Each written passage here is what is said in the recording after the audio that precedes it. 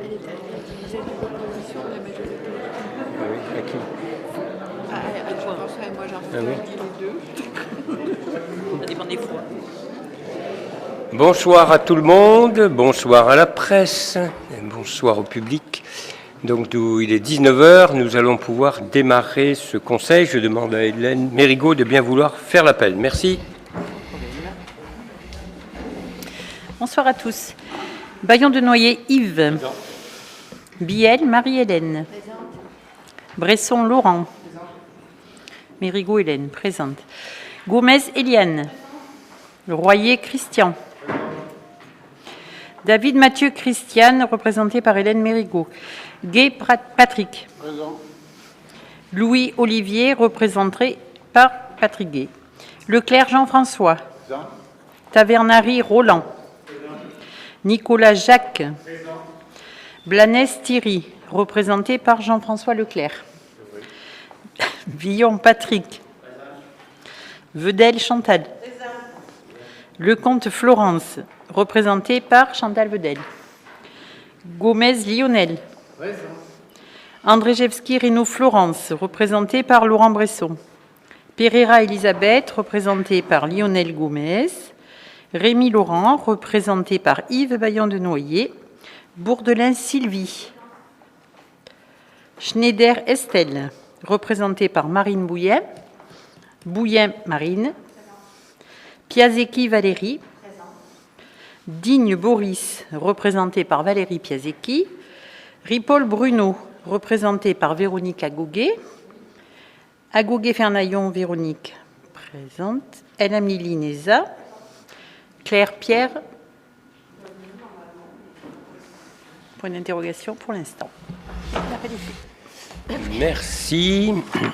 Avant d'ouvrir ce conseil, je vous propose que nous respections une petite minute de silence pour Anne-Marie Bouveur, Anne-Marie Lozano, épouse Bouveur, qui était membre de ce conseil municipal jusqu'en 2014 et qui nous a quittés durant cet été. Donc, comme il est de tradition, pour respecter sa mémoire, puisqu'elle s'est investie dans la commune, je vous propose qu'on prenne une minute de silence. Merci.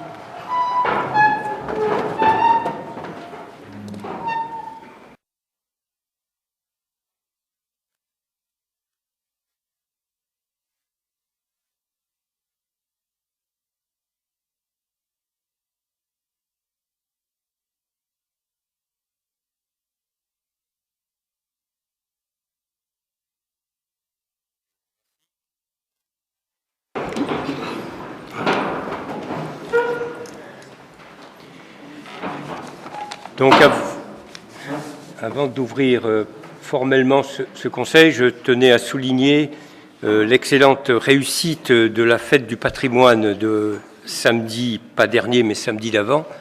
Et d'ailleurs, la commune a bien fait de choisir ce samedi-là et pas celui de la fête du patrimoine, puisque ça n'aurait pas pu avoir lieu en raison de la pluie. Je voulais remercier toutes les équipes qui se sont investies pour cette superbe réalisation, que ce soit la sécurité, la police municipale, le centre technique qui ont mis à leur disposition leurs compétences, bien évidemment le service communication qui a été, je dirais, le support principal de ce spectacle, et l'ensemble des personnes qui y ont participé activement. Donc merci à chacun. Je pense que la réussite était au rendez-vous, un peu plus de 1000 personnes, et beaucoup de félicitations qui ont été reçues, soit directement sur le site, soit par des appels téléphoniques. Donc merci à toutes ces personnes-là. Donc j'ouvre le conseil par l'approbation du compte-rendu de la séance du conseil municipal du 18 juillet dernier. Y a-t-il des remarques, des questions, des interrogations? Donc je le soumets à votre approbation. Y a-t-il des oppositions, des abstentions? Donc 3 abstentions. Approuvé à la majorité. Le point suivant, c'est les communications des différentes décisions du maire, qui sont au nombre de 15. Y a-t-il des questions? Madame Agouguet, je vous en prie. Oui, bonsoir. Juste, je voulais encore relever les rémunérations des maîtrises d'œuvre, des maîtres d'œuvre. La rémunération des maîtres d'œuvre. Dans les décisions, il y a plusieurs décisions qui sont afférentes à la rémunération des maîtres d'œuvre, et on s'aperçoit qu'il y a des écarts, ça va de 3% jusqu'à 12%. Alors évidemment, le montant des travaux n'est pas les mêmes à chaque fois, mais voilà, je m'étonne que certaines maîtrises d'œuvre reçoivent jusqu'à 12%, alors que d'autres en reçoivent que 3%. Et évidemment, c'est calculé sur le coût des travaux. Hein. Voilà, je voulais savoir pourquoi. Alors, c'est pas uniquement, bien évidemment, que les pourcentages s'appliquent sur le montant des travaux, mais le pourcentage dépend aussi de la complexité des travaux. Si on fait une maîtrise d'œuvre, par exemple, pour réaliser des opérations de voirie, de goudronnage, qui sont beaucoup plus faciles que réaliser des opérations, par exemple, de restructuration d'une crèche, comme on en a eu dans le passé. Mais il est normal que le taux de celui qui est amené à conseiller la mairie, bien évidemment, l'architecte, n'est pas du tout le même selon le type d'opération. Donc ça, c'est la première des choses. Et la deuxième des choses, c'est que les gens répondent, je dirais, à des consultations, à des appels d'offres, et nous choisissons en fonction, bien évidemment, de critères techniques, de compétences, mais aussi de critères économiques. Et il peut y avoir des écarts en la matière. Mais dès qu'on est dans le bâtiment, les taux des architectes sont entre 9 et 13%. Voilà, c'est ça, d'une façon générale, selon je dirais, la complexité, la difficulté. Quand on est dans des opérations beaucoup plus simples, comme je vous le disais, de voirie, ben ça descend aux alentours de 3%, 4%. Mais c'est vrai de toutes les communes, c'est pas spécial à notre commune à nous. Y a-t-il d'autres questions ? Donc, pas d'autres questions, je vous remercie. Donc, la première délibération traite d'une modification numéro 2 du budget principal de 2019. Et je laisse Patrick Gay la présenter. Merci. Merci, bonsoir à tous. Le Conseil municipal a adopté le 22 janvier 2019 le budget primitif principal. Une première décision modificative a été adoptée le 26 mars 2019 afin de modifier le produit fiscal attendu compte tenu des informations sur le vote des taxes directes locales communales et la notification des bases. Puis, dans sa séance du 28 mai, le Conseil municipal a adopté le budget supplémentaire 2019, reprenant les résultats 2018 et les recettes et les restes à réaliser. Le budget se présentait alors de la façon suivante. En dépenses et en recettes de fonctionnement, 8 655 000. En section investissement, 6 292 817,42. Aujourd'hui, au vu de l'avancée des différents projets, il s'avère nécessaire d'apporter quelques modifications uniquement à la section investissement du budget principal. Alors, pourquoi faut-il apporter ces modifications ? Tout simplement pour pouvoir engager les dépenses, puisque de nouvelles dépenses apparaissent. Ces modifications présentées ci-dessous nécessitent l'adoption donc d'une nouvelle décision modificative. Donc nous avons les deux nouvelles dépenses d'investissement suivantes. Il est nécessaire de les inscrire au budget supplémentaire. Opération 146, aménagement centre-ville. Afin de réaliser les travaux de mise en souterrain des réseaux basse tension, la tranche 2 de l'opération Cœur de Ville, la commune a accepté de prendre à sa charge une partie des travaux en versant au syndicat d'électrification vauclusien un fonds de concours de 135 000 €. Deuxième dépense qui n'était pas inscrite au budget, c'est l'opération 165 Maison des médecins. Cette opération est créée avec un budget de 400 000 €, 300 000 de travaux et 100 000 pour la maîtrise d'œuvre, et luttes complémentaires et des imprévus. Alors cette opération sur la Maison des médecins fait l'objet d'ailleurs d'une délibération qui va être examinée ce soir par le conseil municipal. C'est la 19-083, et vous en saurez un peu plus à ce propos. Le total des modifications apportées aux dépenses d'investissement se traduit donc par une augmentation totale de 535 000 €. Face à cette augmentation, nous avons deux nouvelles recettes. Il est proposé d'inscrire les recettes suivantes. Opération 151, aménagement d'un nouveau CCAS. La communauté de communes vient de nous verser un fonds de concours de 137 752 € qui n'était pas inscrit au budget 2019. Donc il faut prendre en compte maintenant. Enfin, opération 146, aménagement du cœur de ville. Par notification reçue le 9 août 2019, l'État a attribué à la commune une subvention qui avait été demandée, bien sûr, de 273 430 € au titre de la dotation d'équipement des territoires ruraux DETR 2019. Le total des modifications apportées aux recettes d'investissement se traduit par une augmentation de 411 182, inférieure aux dépenses. Pour financer la différence, L'emprunt budgétaire est augmenté de 123 813 euros, 818 euros, portant celui-ci à 1 650 159,24 euros. Donc c'est une solution classique d'augmenter l'emprunt pour financer l'excédent des dépenses. L'ensemble de ces mouvements sont repris dans les tableaux présentés dans la délibération ci-après. Je vous prie de bien vouloir en délibérer.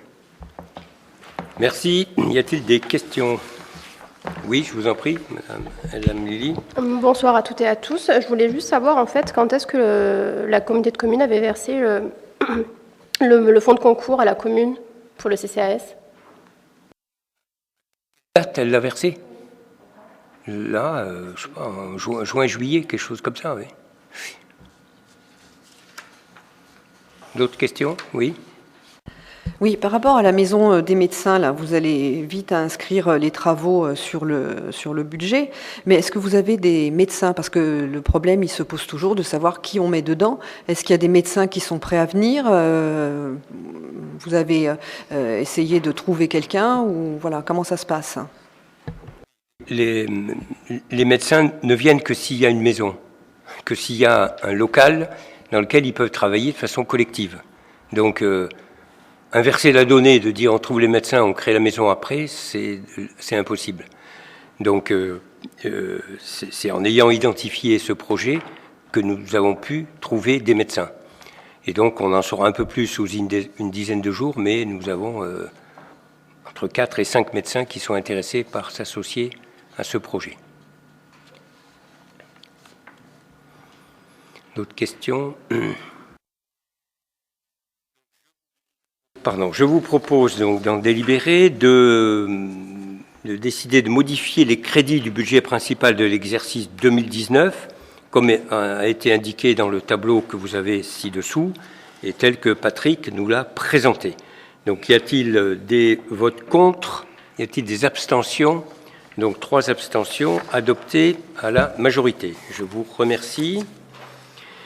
Le dossier suivant, c'est une convention de fonds de concours de la commune du Thor envers le syndicat d'énergie vauclusien. Et donc, c'est Christian Royer qui la présente. Merci. Bonsoir. La totalité de l'enveloppe budgétaire de l'année 2019 attribuée à la commune du Thor par le syndicat d'énergie vauclusien, donc SEV, a été entièrement utilisée par 2 opérations importantes, Chemin Vieux et rue de la République. Afin de mener à bien la dissimulation de réseau du projet Cœur de Ville, notamment dans les rues Goujon, Malmaillon et Pasteur, le SEV propose à la commune d'arrêter les modalités de versement d'un fonds de concours par la commune du Thor au SEV dans les conditions du Code général des collectivités territoriales. Le montant du fonds de concours sollicité par le SEV auprès de la commune sera établi à 75% du coût prévisionnel hors taxe des travaux, soit 135 000 euros pour un coût de 180 000 euros. La commune s'acquittera des sommes dues selon l'échéancier suivant. 20% à l'automne 2019, soit 27 000 euros lors de l'engagement des travaux, sur présentation d'un avis de somme à payer accompagné du bon de commande. Le solde au printemps 2020, soit 108 000 euros à l'achèvement des travaux sur présentation du décompte général définitif de l'opération. Je vous prie de bien vouloir en délibérer. Merci Christian. Y a-t-il des questions? Pas de questions. Donc je vous propose d'approuver la convention de fonds de concours entre la commune du Thor et le syndicat d'énergie vauclusien pour un montant de 135 000 euros hors taxe dans le but de la dissimulation des réseaux basse tension du centre historique et d'autoriser le maire à signer cette convention ainsi que les pièces nécessaires à la réalisation de cette opération. Donc, y a-t-il des votes contre, des abstentions? Donc, adopté à l'unanimité. Le point suivant traite de la convention des redevances spéciales enlèvement des ordures ménagères assimilées avec la communauté de communes Pays de Sorgue et de Mont de Vaucluse. C'est Jacques qui l'a dit, celle-ci? Non, il y a eu... ah oui.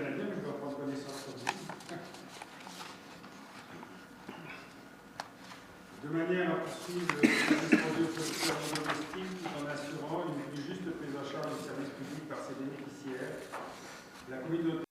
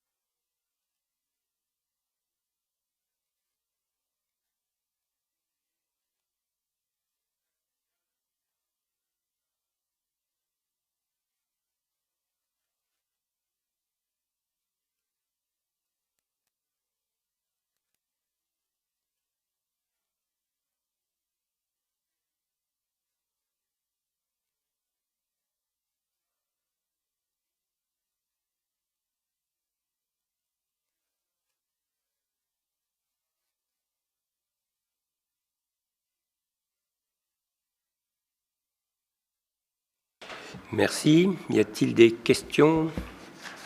Pas de questions. Donc, je vous propose d'autoriser le maire à signer la convention redevance spéciale enlèvement des ordures ménagères assimilées avec la communauté de communes Pays de Sorgues et le Mont de Vaucluse, convention qui est jointe en annexe à la présente délibération. Y a-t-il des votes contre, des abstentions? Donc, adopté à l'unanimité. Merci. Le rapport suivant traite des transports scolaires et de la convention avec la région Provence-Alpes-Côte d'Azur. Marie-Hélène, tu as la parole. Merci. Oui, c'est un peu juste. Pas grave. Bonsoir à tous. Donc, cette délibération porte sur les transports scolaires. Ils étaient une compétence du département. Ils sont depuis 2017 une compétence de la région. Pour la rentrée 2019-2020, la région a souhaité généraliser l'inscription et le paiement en ligne des usagers scolaires. Pour atteindre cet objectif, les modalités d'inscription et de paiement sont modifiées. Les inscriptions qui se faisaient précédemment auprès du service des affaires scolaires vont maintenant se faire obligatoirement sur le site de la région.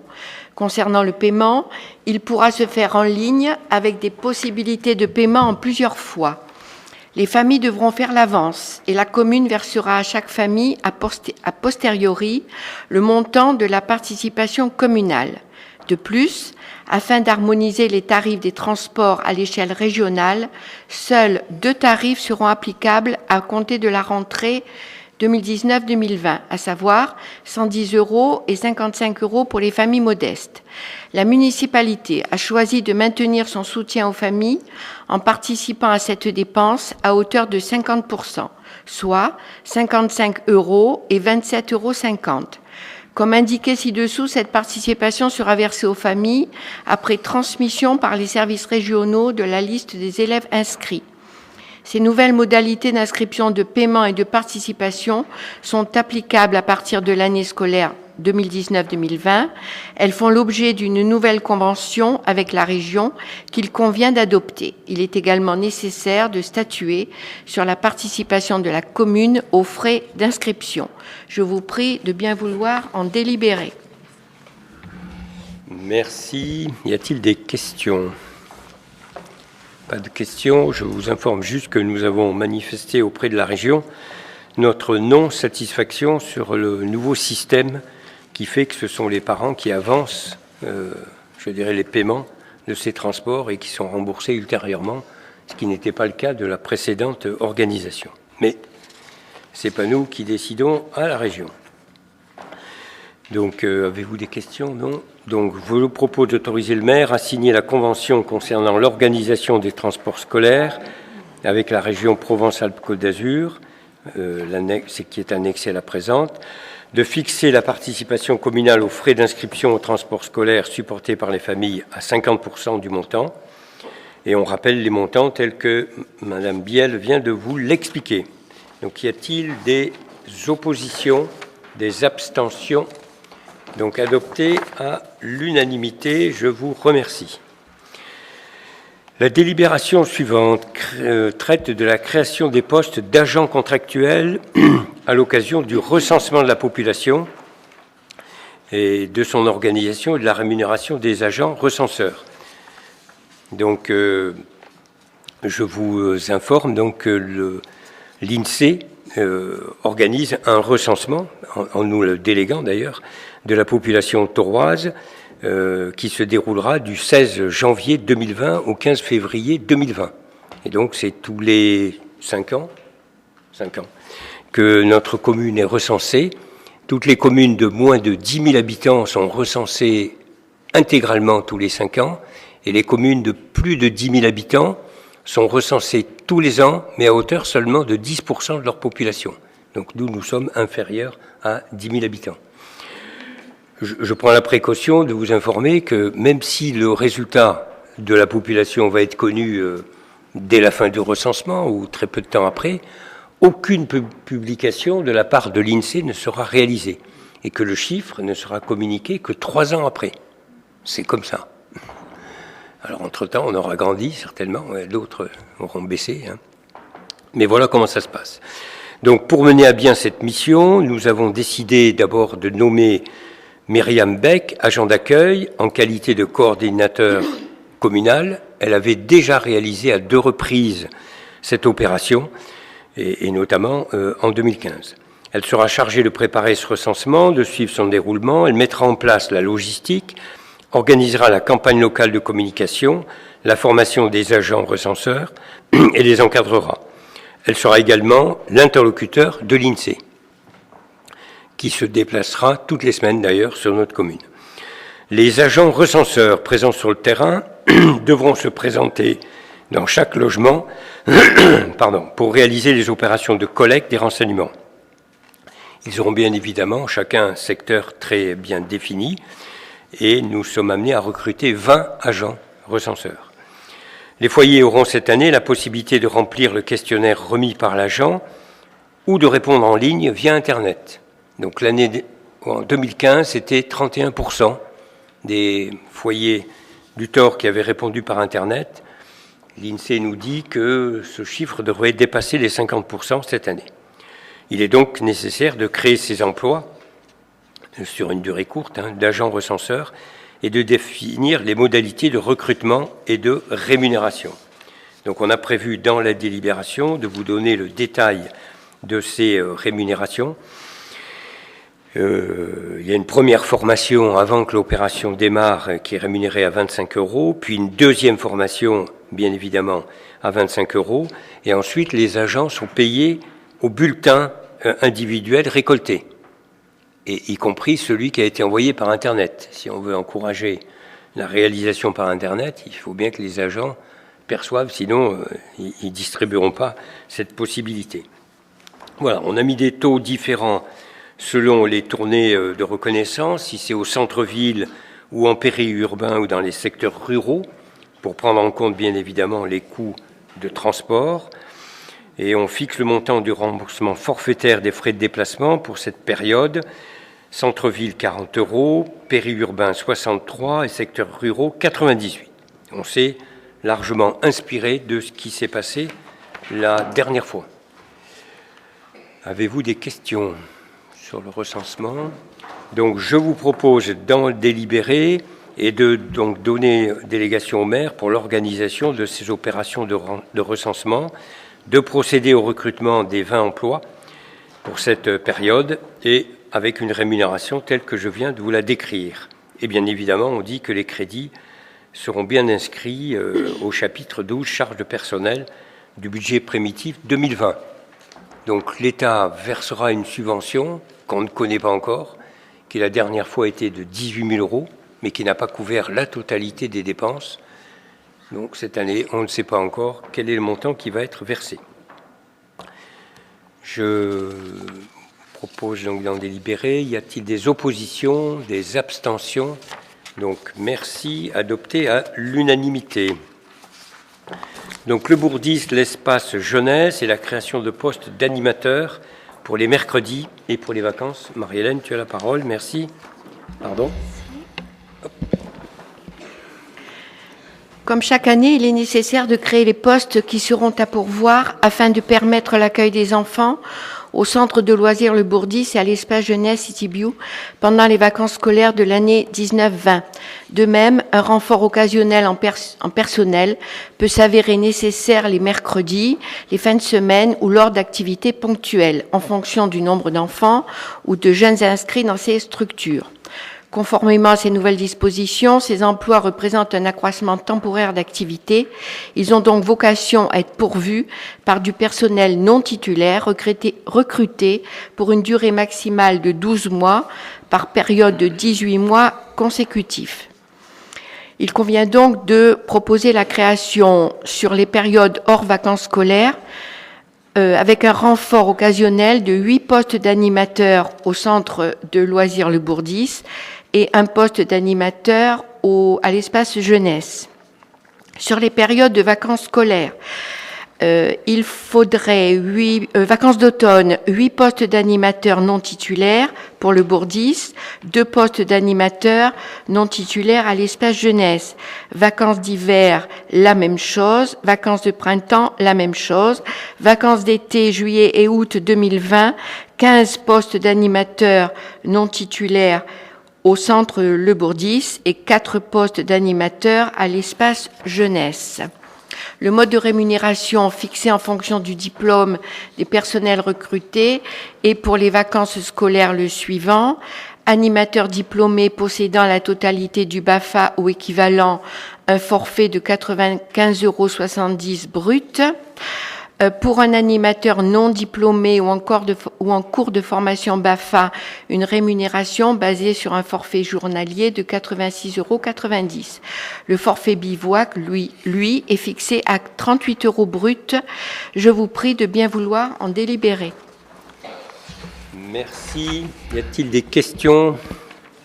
Donc, pas de questions. Donc, je vous propose de décider la création de ces postes d'animateurs non titulaires, tels que ceci vous a été décrit, qui déterminent également le nombre à créer sur les périodes hors vacances scolaires, et de définir les rémunérations telles que ceci vous a été listé par Marie-Hélène Biel. Bien évidemment, on dit que les crédits nécessaires sont inscrits au budget 2019 et seront inscrits au budget de l'exercice 2020. Donc, y a-t-il des oppositions, des abstentions? Donc, adopté à l'unanimité. Merci. Le dossier suivant est semblable. Création de postes vacataires pour l'espace jeunesse, là, pour l'année scolaire 2019-2020. Marie-Hélène, tu as la parole. Merci. Alors, pendant l'année scolaire, le service jeunesse de la commune propose un programme d'activités sportives et culturelles aux jeunes fréquentant l'espace jeunesse. Ces activités peuvent être assurées sous forme d'ateliers hebdomadaires proposés aux jeunes adhérents de 12 à 17 ans. Certaines de ces prestations doivent être dispensées par des intervenants possédant la formation nécessaire et pour lesquels la commune propose un contrat de travail. Le caractère ponctuel de ces emplois ainsi que la spécificité de la formation requise ne permettent pas de recruter ces personnes sur un statut d'agent titulaire de la fonction publique. De plus, le mode de rémunération prévu est celui de la vacation, correspondant à une prestation quelle que soit sa durée. Il convient donc à la fois de créer ces postes et de fixer le montant des vacations correspondant aux différentes activités. Pour l'année scolaire 2019-2020, il est proposé aux jeunes fréquentant l'espace jeunesse 2 activités hebdomadaires. Le mardi, une activité MAO, musique assistée par ordinateur, initiation, découverte du numérique, utilisation de l'informatique au service de la musique. Le mercredi, une activité dessin, initiation au dessin, à la caricature, etc. Il convient donc de créer 2 postes de vacataires intervenant chacun une fois par semaine. La durée de ces ateliers est fixée à 1h30, qui est égale à une vacation. La rémunération des intervenants est fixée quant à elle à 30 € la vacation. Je vous prie de bien vouloir en délibérer. Merci. Donc, y a-t-il des questions sur ce point? Donc, je vous propose de mettre en place 2 ateliers dessin et MAO pour l'espace jeunesse CityView, en rappelant que ces activités sont proposées les mardis et les mercredis, et de décider la création de 2 postes de vacataires aux conditions de rémunération qui vous ont été précisées. Et bien évidemment que les crédits nécessaires sont inscrits au budget de l'exercice 2019 et seront également inscrits au budget de 2020. Y a-t-il des oppositions, des abstentions? Merci, adopté à l'unanimité. La délibération suivante traite d'une autorisation donnée au maire pour signer et déposer une demande de permis de construire pour le réaménagement d'un logement 6 places de Verdun en maison des médecins. Christian, tu as la parole. Merci. La commune de Thore est propriétaire d'un logement mis à la disposition de l'EHPAD Les Cigales sur la parcelle cadastrée section AC 110, 6 place de Verdun. Ce logement désaffecté sert actuellement de local de stockage pour la maison de retraite. Dans l'objectif de remédier à la désertification médicale sur la commune du Thore, celle-ci envisage d'aménager ce logement une maison de médecins ainsi que de permettre leur installation sur la commune. Le projet consistera en l'aménagement de 3 cabinets médicaux, un espace d'accueil et d'administration, un bloc sanitaire au rez-de-chaussée, un espace commun et un logement pour les médecins remplaçants à l'étage. Le projet nécessitera 2 extensions en volume au rez-de-chaussée ainsi que la réouverture d'un accès rue Cavalerie, constituant l'entrée principale de l'opération, et la création d'un accès secondaire rue Raspail. Les auvents existants devront être déconstruits. La réalisation de ce projet nécessite le dépôt d'une demande de permis de construire valant permis de démolir et autorisation de travaux pour l'établissement recevant du public. Il est donc proposé au conseil municipal d'autoriser Monsieur le maire à signer et déposer cette demande. Je vous prie de bien vouloir en délibérer. Merci, Christian. Y a-t-il des questions? Oui, Madame Agoguet, je vous en prie. Non, j'ai juste une observation à faire, c'est que vous aviez prévu la maison médicale dans les locaux de la cave coopérative. Donc, qu'est-ce qu'il advient de ce projet, puisque vous aviez signé une promesse ou vous alliez signer une promesse avec le propriétaire? Et puis, je m'étonne de cette nouvelle localisation parce que vous aviez un petit peu mis l'accent sur la cave coopérative pour accueillir ces médecins. Et bon, il y avait du stationnement, il y avait du passage. Et là, finalement, vous changez complètement. Vous mettez cette maison de médecins en plein centre-ville. Voilà, je trouve que c'est 2 projets complètement différents. Et surtout, la question porte sur qu'est-ce que vous faites de la cave coopérative? Est-ce qu'on était engagé? Est-ce qu'on a pu se désengager? Et dans quelles conditions? Voilà. Bon, à travers de votre question, il faut que je rectifie parce qu'il y a quand même pas mal d'erreurs que vous précisez. Bon. Sur le lieu de l'ex-cave coopérative, il était prévu un pôle médical et non pas une maison des médecins. Les termes ont leur importance. Ça veut dire qu'au-delà de recevoir des médecins généralistes, il était prévu de recevoir d'autres professions médicales, et pour un espace d'environ 1500 mètres carrés. Bon, deuxième information que je rectifie, la commune n'a jamais été engagée et n'a jamais signé aucune promesse d'achat de ce bâtiment. La commune a entamé des négociations qui ont été longues et qui n'ont pas pu aboutir du fait des vendeurs. C'est leur liberté. Bon.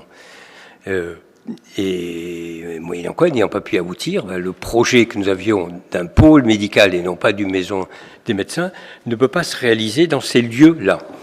Ce projet se réalisera ailleurs, et notamment sur le centre Pouvarel, donc dans le cadre d'un pôle médical et non pas d'une maison des médecins. Mais le court terme de la carence médicale, du désert médical sur la commune du Thor, nous a fait accélérer le processus de créer une maison des médecins, uniquement des médecins généralistes et aucune autre profession, de façon à pouvoir maintenir une activité de généraliste sur notre commune. Et c'est ainsi que, étant propriétaire de ce bâtiment, qui avait été loué à l'EHPAD, que nous avons passé un accord avec l'EHPAD qui nous a rendu ce bâtiment de façon à ce que nous créions la maison des médecins. Sa localisation, contrairement à ce que vous dites, est parfaite parce qu'elle se situe au cœur de ville et c'est important d'avoir des médecins généralistes au cœur de ville. N'oublions pas qu'il y a beaucoup de personnes et notamment de personnes âgées qui habitent cœur de ville. Deuxièmement, elle est située à 50 mètres de l'EHPAD, sur lequel il y a 85 résidents, bientôt 95, et enfin qu'il y a la proximité de la pharmacie, des pharmacies, qui crée une attractivité pour cette réalisation. Mais ceci n'obère absolument pas la création du pôle médical, puisque je rappelle que notre commune, avec bientôt 10 000 habitants, pourrait supporter 9 médecins généralistes. Donc on est très loin du compte, puisque au 1er janvier, si la commune ne fait rien, même si ce n'est pas sa responsabilité première, si la commune ne fait rien, au 1er janvier, il y aura un seul médecin généraliste, qui d'ailleurs risque de partir s'il se trouve tout seul. Donc voilà. Et donc même si ce n'est pas notre responsabilité, comme on n'est pas responsable de créer des hypermarchés, de créer des exploitations agricoles, tout ça c'est privé, c'est du commerce, la médecine c'est aussi du commerce, c'est privé, eh bien on s'est quand même saisi de ce dossier puisqu'il y avait une carence totale des organismes qui sont payés pour ça. Je pense à l'ARS, par exemple, et que les médecins partants n'ont pas trouvé de successeurs, et ceux qui en ont trouvé, les successeurs sont très vite partis. Ce qui est un vrai drame. Voilà. Donc j'espère que d'ici peu de temps, on pourra vous donner des bonnes nouvelles à ce sujet. D'autres questions ? Vous pouvez éteindre. Par rapport au travail qu'avait réalisé l'organisme TPL 84, c'est ça, l'émanation de Citadis, qui avait travaillé sur le dossier de la cave coopérative, est-ce qu'il y a un coût par rapport au travail qui avait été fait ? Alors, c'est pas TPL, c'est SPL. C'est SPL, hein, oui. Il n'y a aucun coût pour la collectivité, pour la commune. Aucun coût pour la commune, d'aucune sorte.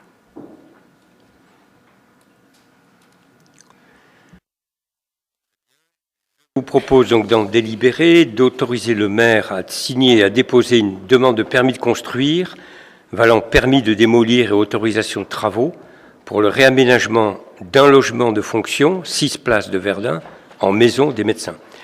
Y a-t-il des oppositions, des abstentions? Donc approuvé à l'unanimité, je vous remercie. La délibération suivante est également une autorisation donnée au maire pour signer et déposer une déclaration préalable pour le réaménagement d'un logement, l'aménagement d'un WC public et d'un local pour rangement de matériel rue Gustave Roux. On le voit, il est en face de nous. Christian, tu as la parole, merci. La commune possède un bâtiment cadastré section AC 177 au sud de la rue Gustave Roux, anciennement à usage de logement désaffecté et utilisé en partie à usage de rangement.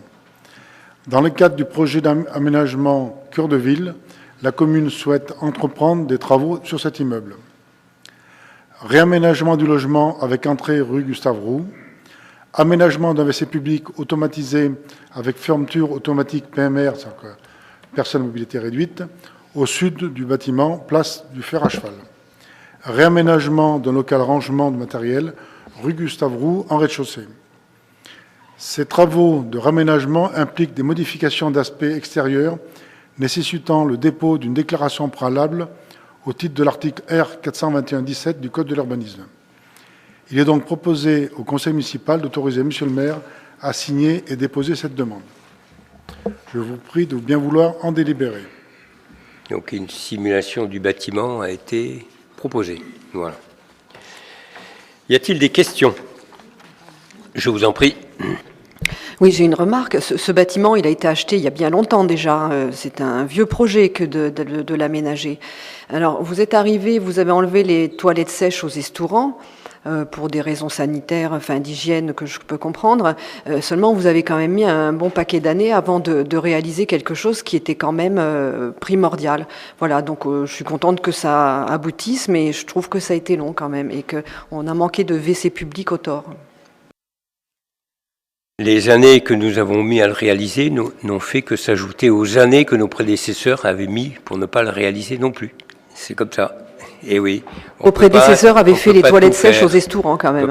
Oui, mais dans des conditions sanitaires tellement déplorables que je pense que ça aurait été mieux de ne pas les faire. Enfin, c'était plutôt un local de shoot. C'était un local de shoot plutôt que des toilettes sèches. C'est un peu ennuyeux que la commune gère des locaux de shoot. Très bien, donc s'il n'y a pas de questions, je vous demande d'autoriser le maire à signer, à déposer une déclaration préalable pour le réaménagement d'un logement, l'aménagement d'un WC public, d'un local de rangement de matériel sur un bien cadastré section AC 177 rue Gustave Roux. Y a-t-il des oppositions, des abstentions? Merci, adopté à l'unanimité.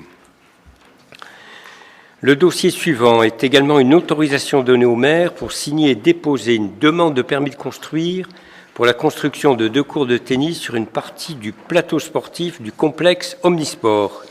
Christian, tu as la parole. Excusez-moi, oui, je suis allé vite en besogne. Laurent, pardon. Merci. La commune du Thor souhaite réaliser 2 cours de tennis collectifs couverts dans le but de satisfaire les besoins du club de tennis local, aussi bien pour l'enseignement, l'entraînement, mais aussi la compétition de joueurs. Les 2 cours de tennis s'ajouteront aux 4 cours de plein air mitoyens. Le projet sera implanté au sein du complexe Omnisport Roi, à l'ouest des cours de tennis actuels, sur la partie nord du plateau sportif. Son gabarit permettra la pratique du tennis de façon simultanée sur 2 cours. Les murs périphériques seront constitués de bardages en bois ou acier. La couverture sera constituée d'une toile polyester PVC. Les sols seront réalisés avec un béton bitumeux recouvert de résine coulée en place. Le nouveau club house situé dans le gymnase Jean Garcin fera l'objet d'une extension. L'ancien club house désaffecté, situé dans l'espace vert au sud du plateau sportif, sera déconstruit. La réalisation de ce projet nécessite le dépôt d'une demande de permis de construire valant autorisation de travaux pour l'établissement recevant du public. Il est donc proposé au conseil municipal d'autoriser monsieur le maire à signer et déposer cette demande. Je vous demande de bien vouloir en délibérer. Merci Laurent. Y a-t-il des questions? Oui, madame Agouguet. Alors, au sujet de ce projet, alors ça pose plusieurs problèmes, parce que comme on le voit déjà, ça va obérer quand même la capacité de stationnement de l'école de la Calade, et on sait que les gens qui viennent à l'école de la Calade sont mobiles en voiture, évidemment, puisque ce sont tous les habitants de la région périphérique et les ruraux.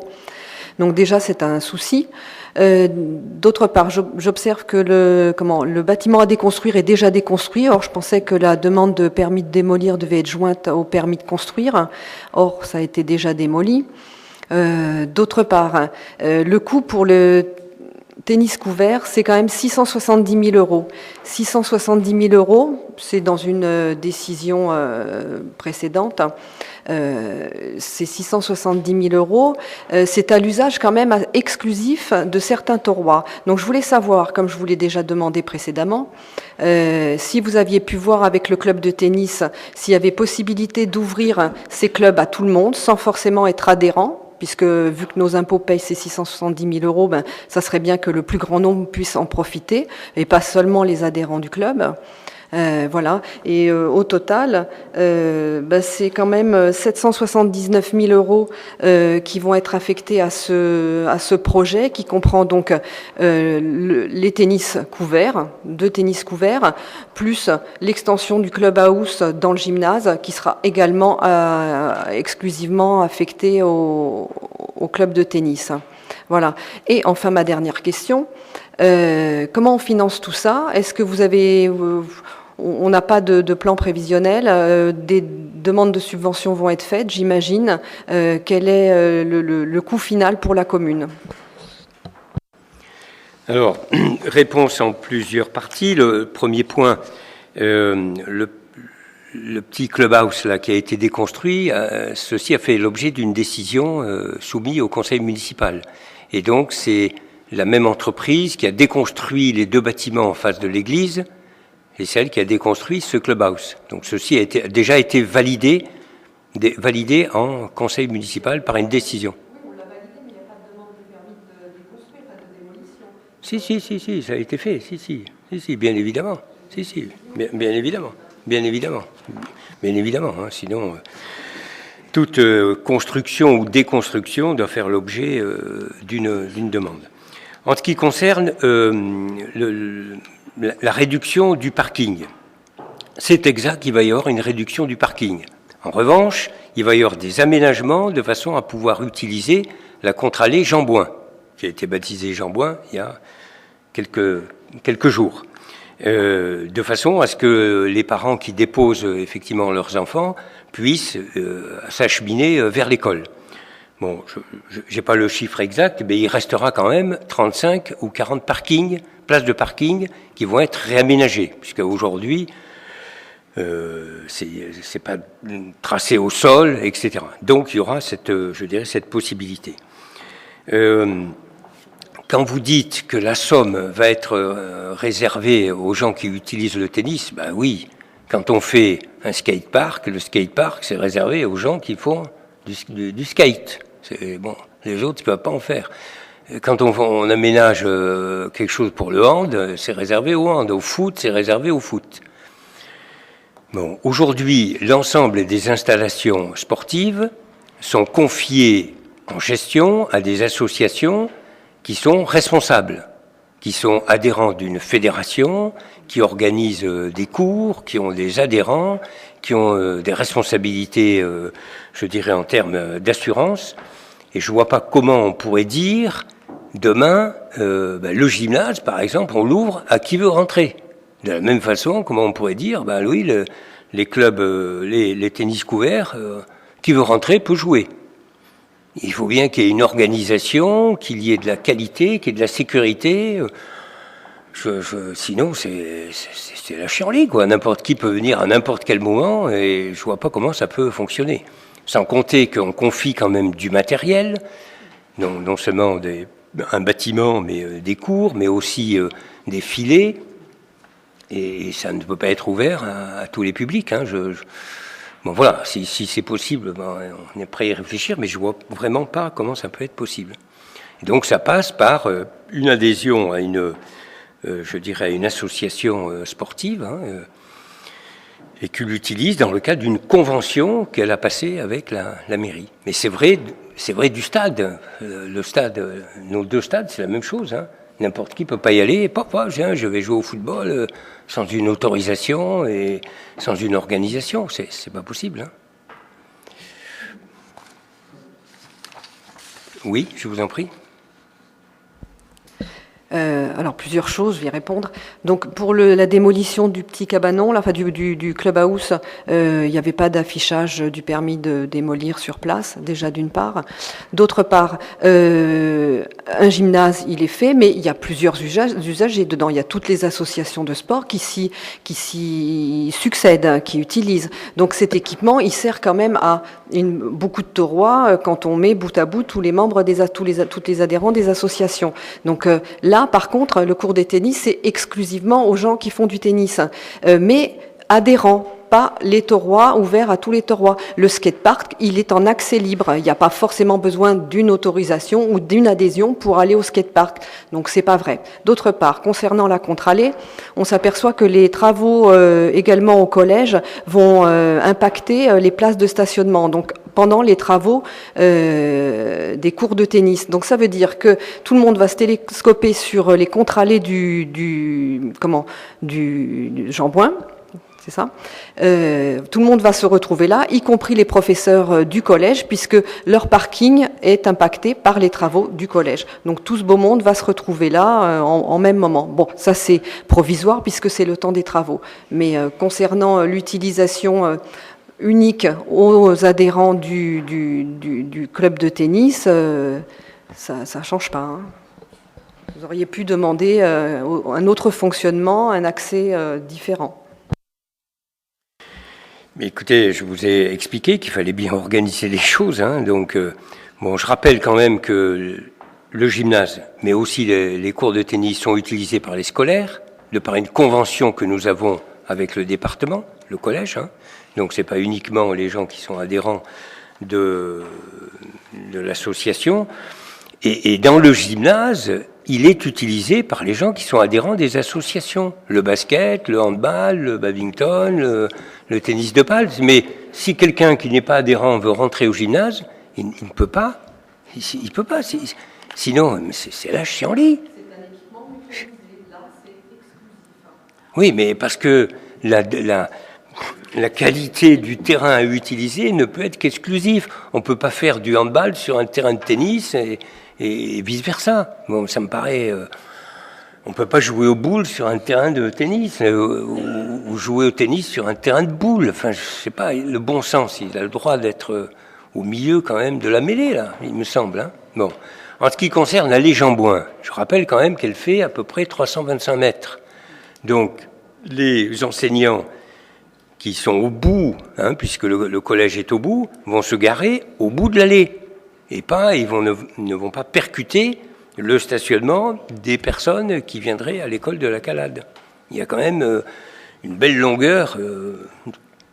Cette allée Jean-Bouin est quand même grande. Donc avant qu'on la sature complètement, Bon, je pense qu'il va...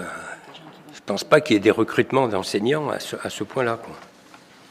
Mais vous savez, quand vous faites quelque chose dans une commune, ça dérange toujours un certain nombre de personnes. Ça en arrange certains, ça en dérange d'autres. Voilà. Je vais vous raconter une anecdote pour illustrer ce que je viens de dire. Il y a une personne qui nous a écrit manifestant contre l'organisation de la journée du patrimoine. Et vous savez pourquoi? Parce qu'il y avait des fusées qui avaient été tirées, que ça avait réveillé les pigeons.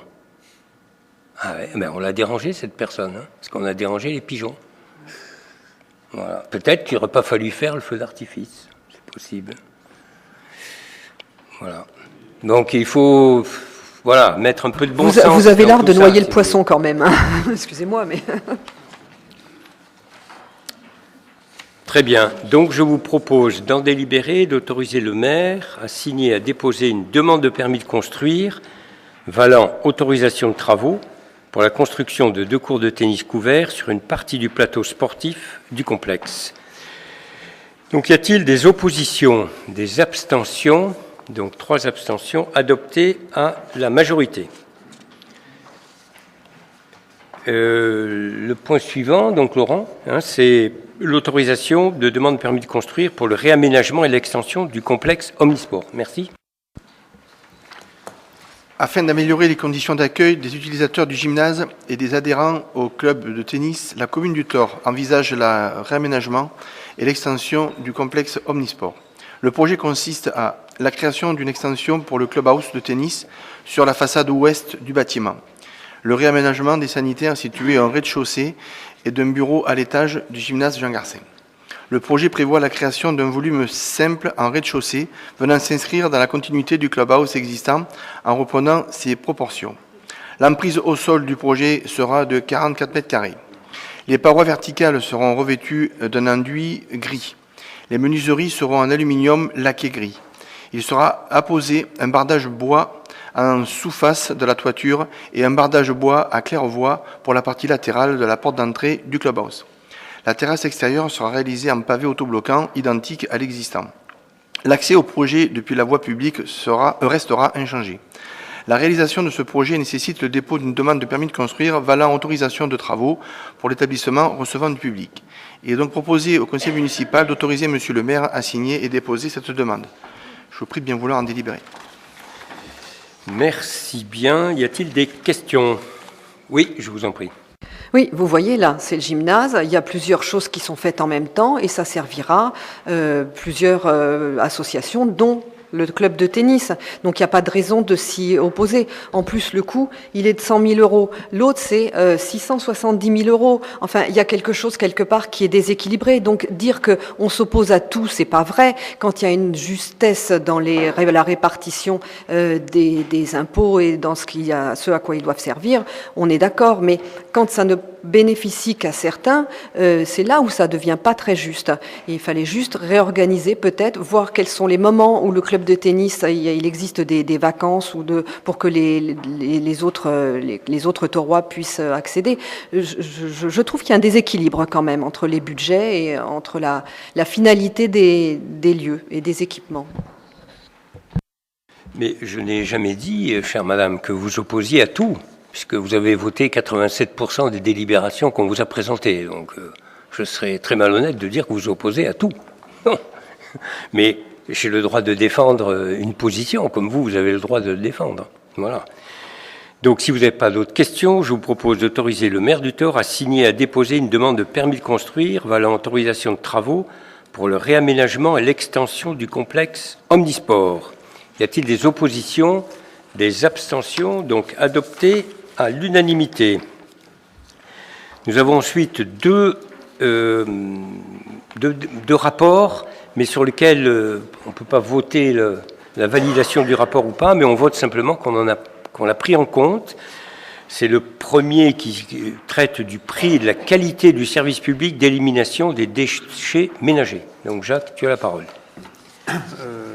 Oui, excusez-moi, je l'avais mis dans l'autre ordre, c'est pas grave. Oui, en fait, les deux rapports qu'on va traiter, c'est deux sujets qui sont traités par la communauté de communes.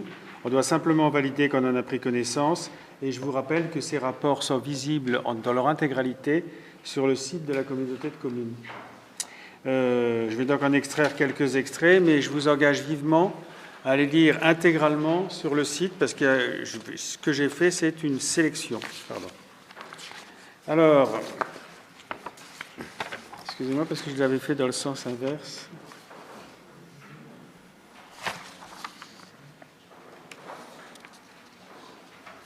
Alors, le traitement des déchets est un enjeu majeur des années à venir et les contraintes environnementales s'intensifient.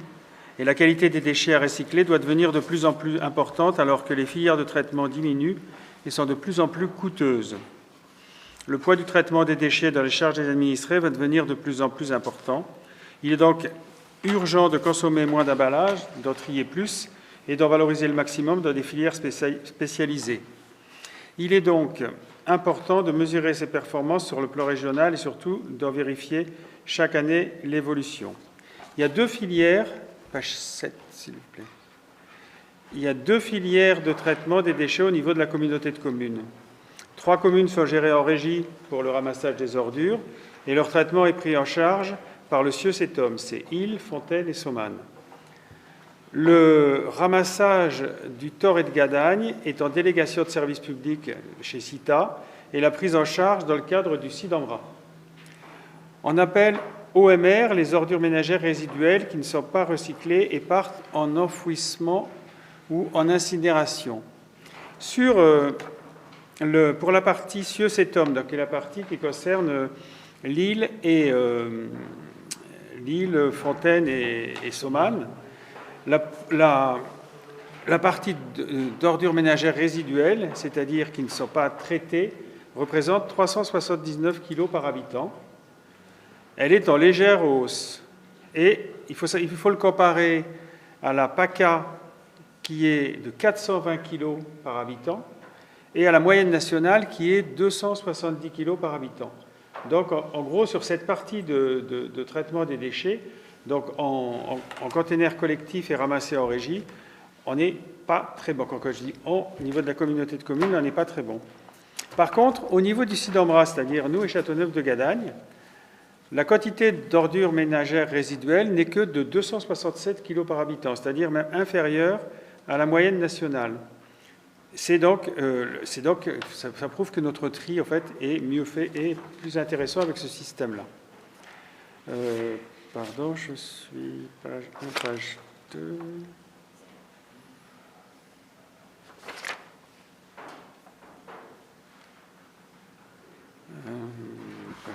Je suis un peu paumé, pardon. Une autre part de traitement des déchets concerne les déchetteries. Et on a eu sur les déchetteries, c'est le deuxième point sur lequel je voudrais insister, sur les déchetteries, en 2017, on a mis en place un système de contrôle à l'entrée qui a considérablement fait baisser le nombre de déchets qui étaient déposés. Et en fait, on découvre que depuis 2017, il y a tout un système un petit peu pervers qui s'est mis en place, c'est-à-dire que les entreprises reviennent déposer leurs déchets de manière beaucoup plus importante qu'avant, et en utilisant en fait des cartes de particuliers. Donc, pour l'avenir, on est en train de mettre en place un système de contrôle réel en fait de ces dépôts-là. On est en 2018 en augmentation par rapport à 2017 et même par rapport à 2016, ce qui n'était pas prévu. Voilà pour les déchets, voilà l'essentiel de ce qu'il y a sur les déchets. Et on va passer au rapport. Alors, pardon, il faut que je vous demande la formule traditionnelle. Donc, je vous prie de vouloir en délibérer, donc voilà, de prendre acte du rapport qui est présenté par la communauté de communes sur le prix et la qualité du service public d'élimination des déchets ménagers. Ah, pardon, vous avez une question? Allez-y. Juste à titre informatif, comment ça se fait du coup en fait que c'est la Comcom qui gère, mais que les communes n'aient pas tous le même système de gestion, puisque vous avez en régie et les autres en délégation de service public? Est-ce que normalement ça ne doit pas être un système harmonisé, chapeauté directement par la communauté de communes? C'est géré directement par la communauté de communes, mais il y a un système historique qui est mis en place avec des personnels qui existent en régie sur la partie Somanes, Lille et Fontaine. Et le choix donc, a été fait au niveau de la communauté de communes de garder parallèlement ces deux systèmes. Vous allez voir, par exemple, quand on va voir l'assainissement derrière, qu'on a aussi des systèmes qui sont différents sur certaines communes. C'est une adaptation, en fait, au contexte économique et au type de traitement qu'on a. Il y a à l'Île-sur-Sorgue et à Fontaine et à Somanes, le recueil des déchets est fait dans des conteneurs collectifs. C'est ça qui est essentiellement qui crée problème, parce que quand vous avez des gros conteneurs collectifs comme ça, qui sont des grosses poubelles, les gens mettent tout dedans, ils ne trient pas, ils ne prennent pas la peine de trier. Donc et on va passer de plus en plus sur des systèmes collectifs, puisque ici, par exemple, au centre-ville, on va passer sur des containers collectifs, mais qui sont des containers beaucoup plus petits qui permettent de mettre juste des sacs poubelles, avec des systèmes de contrôle qui sont différents. Et dans ce cas-là, pourquoi pas mettre des bacs collectifs, mais plusieurs pour favoriser le tri à ce moment-là? Favoriser le tri, du coup, mettre des conteneurs collectifs. Mais il y a des conteneurs collectifs de tri, mais il se trouve que les gens ne trient pas. Vous savez, dans les poubelles individuelles qu'on a en centre-ville, ou qu'on a en campagne au Thor, normalement, tous les gens ont également le système des sacs jaunes pour trier. Et on a mis, je crois, 16 ou 18 endroits pour recueillir le verre, le papier, etc. Les chiffres augmentent, mais il n'empêche que si vous faites ce qui m'est arrivé plusieurs fois de faire, si vous faites une collecte avec les gens qui ramassent les ordures, vous entendez pratiquement sur une poubelle sur deux des bruits de bouteilles de verre qui sont à l'intérieur, c'est-à-dire que des gens qui n'ont pas trié. Il y a un problème d'incivisme qui est énorme dans ces sujets. Alors il y a des progressions, c'est pour ça qu'on suit des indicateurs un petit peu de progression, mais il y a un incivisme qui malheureusement existe et qu'on ne peut pas combattre. Et le fait d'avoir deux systèmes de gestion est aussi intéressant parce que ça permet de comparer. Ça compare la qualité du service et les coûts. C'est pas inintéressant. En termes de coûts, du coup, c'est quoi le plus intéressant? C'est la régie ou la délégation de service public? Parce qu'à ce moment-là, on pourrait mutualiser le tout. Ça ferait faire plus. Après, je sais pas. Ça ferait faire peut-être des économies à la communauté de communes. S'il n'y a qu'un seul système de gestion. Si vous voulez, aujourd'hui, ce qui semble le plus intéressant, c'est la délégation de service public. Sauf qu'il y a aussi tout un problème social. Il y a des personnels qui existent à la communauté de communes pour ramasser ces ordures. Il y a tout un traitement, et il n'y a pas de choix qui a été fait à ce jour d'uniformiser l'ensemble. Très bien, je vous remercie. Donc je vous demande de prendre acte de cette communication. Y a-t-il des oppositions, des abstentions? Donc merci. Donc le deuxième dossier, c'est le rapport annuel sur le prix et la qualité du service public d'élimination Du traitement des eaux usées. Le traitement des ordures ménagères. Voilà. Non, des eaux usées. D'élimination des eaux usées, pardon, des eaux usées. J'ai inversé les.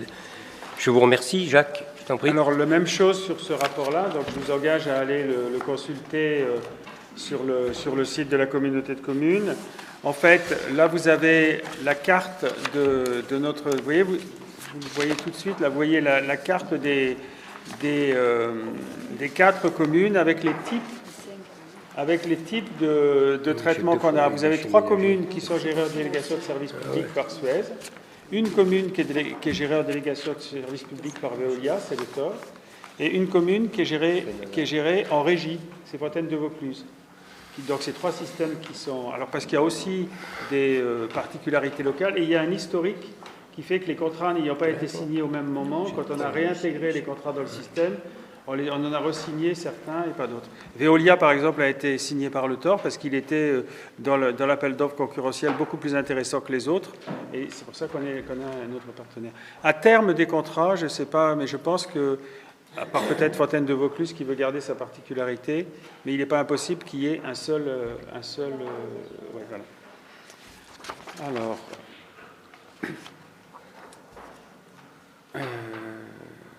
Alors le traitement, il consiste en quoi? Il consiste en la facturation, le suivi de l'entretien, la planification et la réalisation de travaux d'extension. Il y a 6 personnes à la communauté de communes qui sont déléguées à cette tâche Et j'aimerais qu'on... Voilà, hop, encore, voilà. Alors, j'ai demandé qu'on fasse un point sur plus particulièrement, nous, la station qui nous concerne le plus, c'est la station du Thor. La station du Thor, elle a été construite en 2006 et elle a un équivalent, elle est prévue pour un équivalent homme de 8000 personnes. Habitants, pardon. 8000 équivalents habitants. Et elle renvoie ses effluents sur le canal du Moulin de Gadagne. Cette station menaçait d'être trop petite, mais une mutualisation de nos flux et un détournement d'une partie des flux de l'est de la commune vers la station de Lille nous permet d'envisager sereinement l'avenir. Un peu moins, cette station, en fait, elle produit un peu moins d'une centaine de tonnes de boue. Page 12, voilà.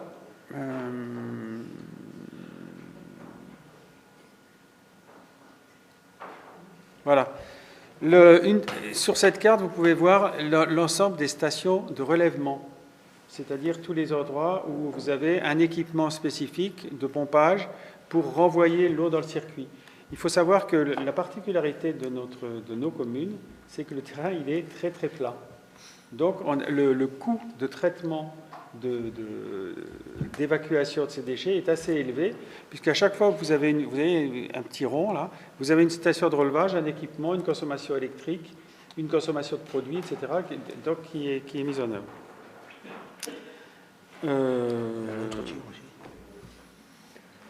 Alors on va tourner encore.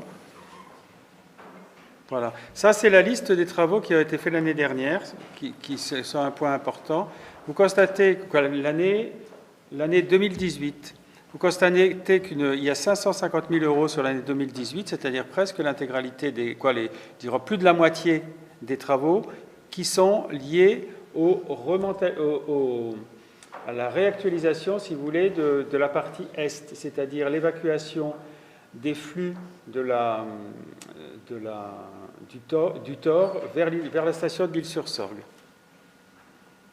Voilà, qu'est-ce que je peux vous dire d'autre là-dessus? Pas grand-chose.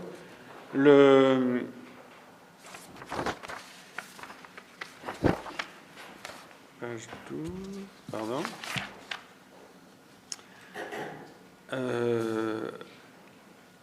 Page 18, si vous pouvez tourner.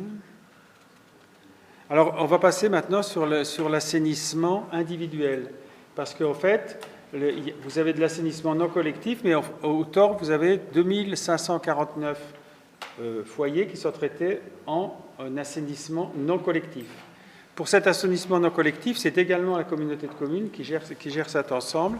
En fait, elle gère quoi? Elle gère le contrôle des installations nouvelles, le contrôle des installations anciennes d'ailleurs, le contrôle des installations nouvelles.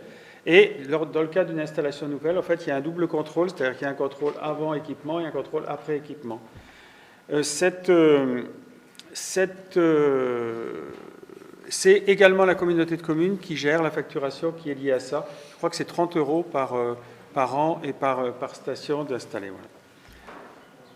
Je voudrais qu'on passe aussi le tableau suivant. Voilà, ça c'est pour vous montrer. Non, ça c'est le nombre de créations contrôlées encore.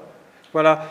Dans les projets 2019, c'est-à-dire dans ce qui est en train de se faire, l'essentiel des budgets de la communauté de communes concernant l'assainissement, en fait, ce sont les travaux qui sont en train de se réaliser en partie, c'est-à-dire dans le cadre des travaux de cœur de ville, tout l'assainissement collectif du centre-ville du Thor, sur les voies envisagées, a été complètement remis à neuf, avec des travaux qui ont coûté souvent assez cher parce qu'il y avait des amiantages à faire, il y avait des équipements très anciens à changer. Voilà, donc vous avez la liste des rues qui sont concernées et vous avez l'essentiel. Si vous voulez d'autres informations, je peux vous en donner, mais vous pouvez également aller les consulter sur les rapports qui sont à votre disposition. Voilà. Merci. Y a-t-il des questions? Oui, je vous en prie. J'ai une petite question. Il y a un projet donc, de station à Châteauneuf de Gadagne, c'est à côté du stade de la Galère, c'est ça? Je ne sais pas. Je ne saurais pas te dire. Ou la station actuelle, c'est parce que celle du Thor, c'est celle qui est à côté de la déchetterie, en fait. Oui, hein, c'est ça. ça. D'accord. Donc il y en a une qui est en face du stade de la Galère. Je ne sais pas du tout où elle est. D'accord. Ok. Ça marche. Très bien. Donc, je vous demande de bien vouloir acter que vous l'avez pris en connaissance, ce rapport. Pas d'opposition, abstention. Merci bien.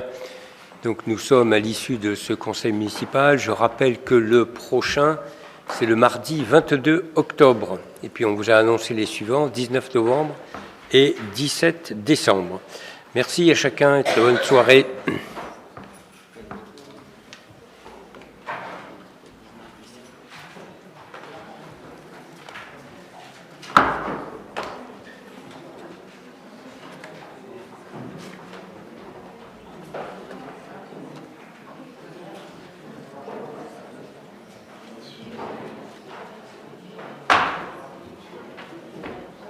N'oubliez pas de signer le registre.